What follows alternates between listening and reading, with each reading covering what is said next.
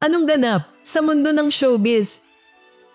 Dinipensahan ni Neil Arce, Mr. ni Angel Locsin, si Jella Alonte mula sa matinding pambabatikos ng netizens kaugnay ng isyu sa mga tinaguriang Nepo babies, mga anak ng politiko at contractors na iniuugnay sa maanumalyang flood control projects ng Department of Public Works and Highways o DPWH. Ayon sa ilang netizens, habang maraming Pilipino ang naghihirap at binabaha, tila nagpapakasasa umano ang mga anak ng makapangyarihan sa luho at marangyang pamumuhay gamit ang mga ninakaw na pondo. Sa Instagram story nitong Sabado, ika-30 ng Agosto taong 2025, naghayag ng suporta si Neil kay Jella, anak ni Binian City, Laguna Mayor Jel Alonte. History would prove that I would be 100% supportive of bashing the corrupt. But not Jella Alonte, ani Neil.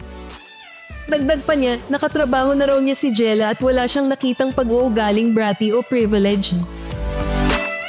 I have seen her work hard for what she has and I have never seen a glimpse of brattiness or privilege when I work with her, giit ng Mr. ni Angel. Bilin pa niya, let's continue calling people out but let's also make sure we call out the right ones.